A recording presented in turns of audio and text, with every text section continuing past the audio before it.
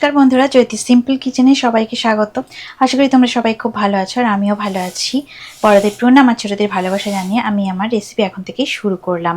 তো দেখো, আমি এই যে মুগ ডাল নিয়ে নিয়েছি, একটু বড় সাইজেরই মুগ ডালগুলো আছে। তো মুগ ডালগুলো দেখো, আমি 1.5 কাপ, একদম ছোট কাপের 1.5 কাপ মুগ ডাল নিয়েছি। তো আজকে একটা রেসিপি বানাবো, তো তোমরা সাথে থেকো, স্কিপ করো না, দেখতে থাকো তো আমি কি বানাই। আর এইদিকে দেখো, আমি মুগ ডালের সম পরিমাণে 1.5 কাপ আমি চাল নিয়ে নিয়েছি। এটা হলো গোবিন্দভোগ চাল, যে চালে পায়েস করা হয়। তো এই দিয়ে আজকে আমি একটা রেসিপি তোমাদের সাথে শেয়ার করব। তো দুটোই সম পরিমাণ নিয়েছি আমি। তো চলো বন্ধুরা, এটা পরিষ্কার করে ধুয়ে নিই। চাল ডাল আলাদা নিয়ে রেখে দিয়েছি এবং আলাদা আমি ভালো করে ধুয়ে পরিষ্কার করে রান্নাটা করে নেব। তো আমার সাথে থেকো, স্কিপ করো না, প্রত্যেকেই দেখতে থাকো কিভাবে আমি রান্নাটা করি। তো দেখো, আমি ডাল ভালো করে ধুয়ে নিয়েছি আর চালটাও আমি ভিজিয়ে রেখে দিয়েছি। 10 থেকে 15 মিনিট চালটা আমি ভালো করে জলের মধ্যে দেখো ভিজিয়ে রাখবো। আর এই জলটা আমি ফেলে দিয়ে আরো পরিষ্কার করে চালটা ধুয়ে নেব। আর গ্যাসের আগুনটা আমি জ্বেলে দিয়েছি মিডিয়াম ফ্লেমে। আমি দেখো একটু জল দিয়ে দিলাম। আমি ছোট বোতলের হাফ বোতল জল দিয়ে দেব।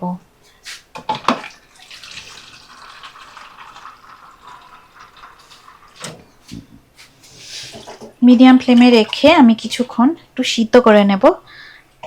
তবে ফুল সিদ্ধ করব না, মানে একদম পুরো সিদ্ধ করব না।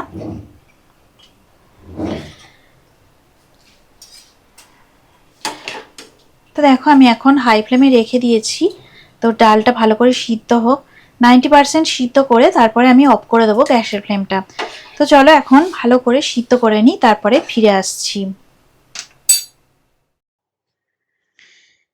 দেখো, ডালটা 10 মিনিট পরে সিদ্ধ হয়ে গেছে। তো আমি দেখো চলে এসেছি। তো এই দেখো, এখন 95%-এর মতো ডালটা সিদ্ধ হয়ে গেছে। তো ডালটা আমি এক সাইডে সরিয়ে রাখবো। আর তার মধ্যে দেখো আমি দেবো নিউট্রিলা। তো নিউট্রিলা আমি জলে ভিজিয়ে রেখেছিলাম 4 থেকে 5 মিনিটের জন্য, এমনি নর্মাল টেম্পারেচারের জলে। তো এই নিউট্রিলা গুলো আমি এবারে ডালের মধ্যে দিয়ে দিলাম। এই সিদ্ধ করা ডালের মধ্যে দিয়ে আমি কিছুক্ষণের জন্য এক সাইডে করে রেখে দেব। আর কিছুক্ষণ ঢাকা দিয়ে রাখবো, তাহলে নিউট্রিলা গুলো একটু নরম হয়ে যাবে। তো এইভাবে করলে ভালোই লাগে, নিউট্রিলা গুলো ভিতর থেকে সিদ্ধ হয়ে যায় আর একটু নরমও হয়ে যায়। না হলে ভালো করে গরম জলে সিদ্ধ করলে কি হয় বলো তো, গলে যাবে, তখন আর ভালো করে খাওয়া যাবে না। আর এইদিকে দেখো, আমি সর্ষের তেল বসিয়ে দিয়েছি। 5 থেকে 6 চামচ সর্ষের তেল আর 1 চামচ গোটা সাদা জিরে আমি গরম তেলের মধ্যে দিয়ে দিলাম। আর দিয়েছি একটা শুকনো লঙ্কা মাঝখান থেকে চিড়ে। তো তেলটা বেশ ভালোই গরম হওয়া পর্যন্ত আমাকে অপেক্ষা করতে হবে, আর লাল হয়ে যাবে গোটা জিরে গুলো। আর এইদিকে আমি কি কেটে নিয়েছি তোমরা দেখো, টুকরো করে আলু আর বিনস লম্বা লম্বা করে, আর গাজর কেটে নিয়েছি। তো একটা মিডিয়াম সাইজের আলু আর 4-5টা বিনস আর একটা ছোট সাইজের গাজর আমি নিয়ে নিয়েছিলাম। তো তেলটাকে একটু সময় দিতে হবে গরম হওয়ার জন্য। তো অপেক্ষা করছি আমি যতক্ষণ না পর্যন্ত শুকনো লঙ্কা আর সাদা জিরেগুলো একটু লাল লাল সোনালি রং ধরে, ততক্ষণ পর্যন্ত আমাকে অপেক্ষা করতে হবে। তো কিছুক্ষণ পরেই দেখো, আমি সমস্ত সবজিগুলোকে তেলের মধ্যেই ছেড়ে দিলাম।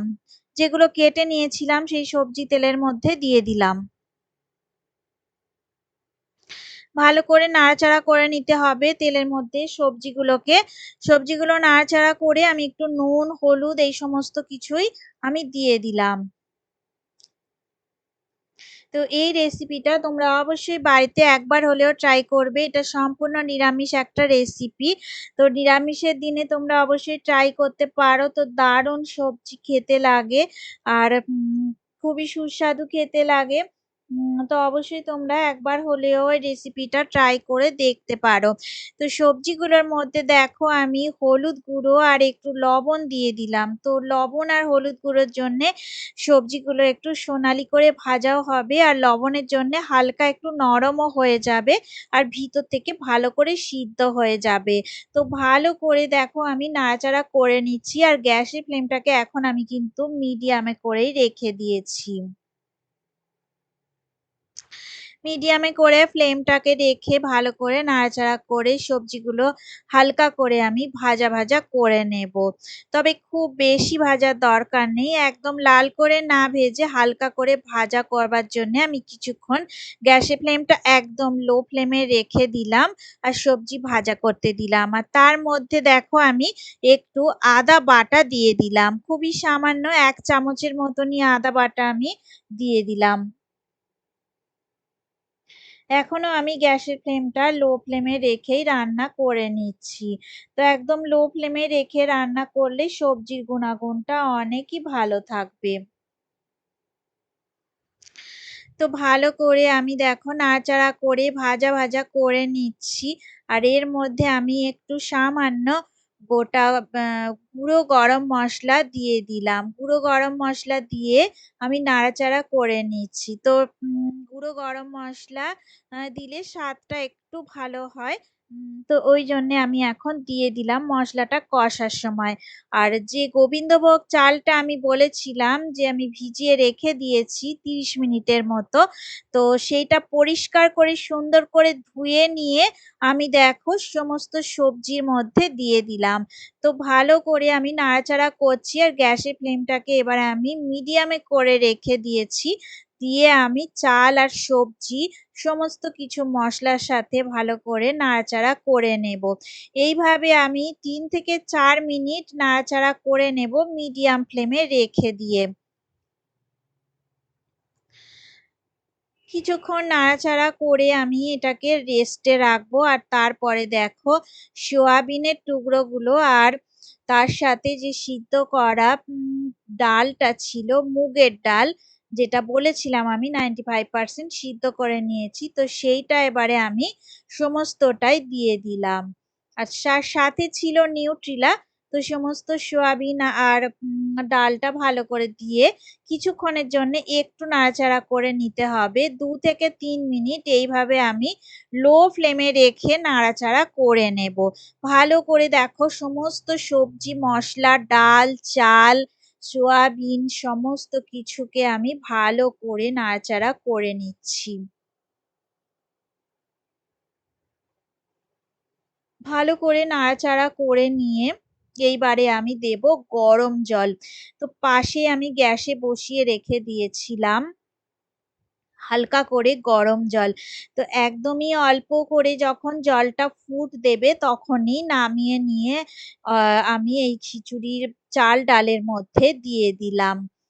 তো দেখো এইবারে আমি গরম জলের সাথে সমস্ত কিছুকে ভালো করে নাড়াচাড়া করে মিশিয়ে নেব। তো গ্যাসের ফ্লেমটা এখন আমার কিন্তু মিডিয়ামে করে নিয়েছি। মিডিয়ামে করে নিয়ে ভালো করে নাড়াচাড়া করে মিশিয়ে দিয়ে তারপর গ্যাসের ফ্লেমটা একদম হাই ফ্লেমে করে দিতে হবে। তো সমস্তটাই আমি দেখো এবার ভালো করে সিদ্ধ করে নেব। তো গোবিন্দভোগ চাল সিদ্ধ হতে খুব বেশি কিছু দেরি লাগে না, সময়ও অতটা লাগে না। এইভাবে চালে ডালে সুন্দর করে দেখো আমি বানিয়ে নিচ্ছি সোয়াবিন দিয়ে আর সবজি দিয়ে। তোমরা অবশ্যই এইভাবে চালে ডালে সুন্দর করে বানিয়ে নিতে পারো নিরামিষের দিনে। অত্যন্ত সুস্বাদু খেতে হয়। আর উপর থেকে একটুখানি সামান্য ঘি আর চিনি মিশিয়ে দিলে একদম রেডি হয়ে যাবে দেখো। আর আমি কিছুক্ষণের জন্যে ঢাকা চাপা দিয়ে রান্নাটা করে নিয়েছিলাম। সবটাই সিদ্ধ হয়ে গেছে। তো পুরো এবারে আমি দেখো চিনি দিয়ে দিলাম। তো চিনিটা যারা পছন্দ করে না তারা স্কিপ করতে পারো। কারণ নিরামিষের রান্না, চালে ডালে রান্নাতে একটু চিনি দিলে ভালোই খেতে লাগে, অত্যন্ত সুস্বাদু লাগে। তো স্বাদও অনেক গুণ বেড়ে যায় আর স্বাদটা ভালো মতন ব্যালেন্স হয়। তো অল্প করে আমি ঘি দিয়ে দিলাম। তোমাদের মনে হলে তোমরা ঘিটাকেও স্কিপ করতে পারো। তো ঘি দিলে একটুখানি স্বাদটাও বেশি ভালো হয়। তাই জন্য আমি একটু সামান্য ঘি দিয়ে দিয়েছি। তো দিয়ে ভালো করে সমস্ত কিছুকে আমি নাড়াচাড়া করে নিচ্ছি। ঢাকা চাপা দিয়ে আমি ৫ থেকে ৭ মিনিট এটাকে রান্না করে নিয়েছিলাম। চাল, ডাল, সবজি সবটাই আমার ভালো করে সিদ্ধ হয়ে গেছে। তো এই যে দেখো একদম দারুণ হয়ে গেছে আমার এই চালে ডালের রেসিপি। তো আমার এই চালে ডালের রেসিপিটা তোমাদের যদি ভালো লেগে থাকে অবশ্যই লাইক দেবে, শেয়ার করবে আর কমেন্ট করে আমাকে জানাবে তোমাদের কেমন লাগলো। তো তোমরা ভালো থাকো, সুস্থ থাকো আর আমার রেসিপি এইভাবে দেখতে থাকো। আজকের মতো টাটা, পরে আবার নতুন রেসিপি নিয়ে তোমাদের কাছে আমি আবার চলে আসবো।